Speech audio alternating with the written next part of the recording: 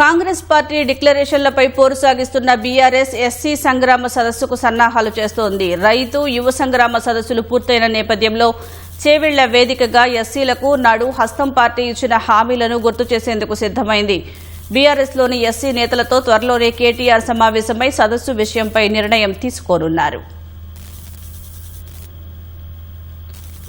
2023 assembly ఎన్నికల సమయంలో Congress party వివిధ వర్గాలకు ప్రకటించిన డిక్లరేషన్లనే బీఆర్ఎస్ ఇప్పుడు రాజకీయ అస్త్రంగా మలుచుకుంటోంది. ఎన్నికల ముందు రైతులు, యువత, మహిళలు, ఎస్సీలు, ఎస్టీలు, బీసీలు, మైనారిటీలు తదితర వర్గాలకు ప్రత్యేక డిక్లరేషన్ల రూపంలో ఇచ్చిన హామీల అమలుపై ప్రభుత్వాన్ని నిలదీసేందుకు ప్రధాన ప్రతిపక్షం కార్యాచరణను ముమ్మరం చేసింది. కాంగ్రెస్ అధికారంలోకి వచ్చి 2.5 ఏళ్లు దాటినా డిక్లరేషన్లలోని కీలక హామీలు పూర్తి స్థాయిలో అమలు కాలేదని ప్రజల్లోకి తీసుకెళ్లే ప్రయత్నం చేస్తోంది.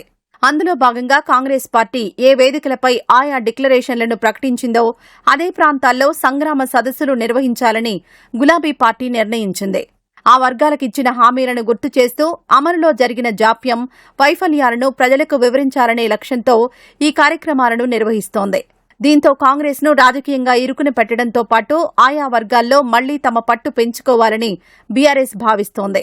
ఇప్పటికే వరంగల్ వేదికగా రైతు సంగ్రామ సదస్సును నిర్వహించిన బీఆర్ఎస్ రైతు డిక్లరేషన్లో ఇచ్చిన హామీల అమలుపై ప్రభుత్వాన్ని నిలదీసింది. అనంతరం సరూర్ నగర్లో యువ సంగ్రామ సదస్సు నిర్వహించి యువతకు ఉద్యోగాలు, నిరుద్యోగ భృతి, ఉపాధి అవకాశాలపై కాంగ్రెస్ ఇచ్చిన హామీలను గుర్తు చేసింది. ఈ 2 సదస్సులు పార్టీ అంచనాలకు మించి విజయవంతమయ్యాయని బీఆర్ఎస్ నాయకత్వం భావిస్తోంది. ఈ కార్యక్రమాల ద్వారా కాంగ్రెస్ ప్రభుత్వం హామీల అమలులో విఫలమైందనే అంశాన్ని ప్రజల్లోకి బలంగా తీసుకెళ్లగలిగామని పార్టీ నేతలు చెబుతున్నారు. రైతులు, యువత నుంచి మంచి స్పందన లభించిందని, సదస్సులకు భారీగా హాజరైన ప్రజలు ప్రభుత్వంపై అసంతృప్తిని వ్యక్తం చేశారని పార్టీ వర్గాలు పేర్కొంటున్నాయి.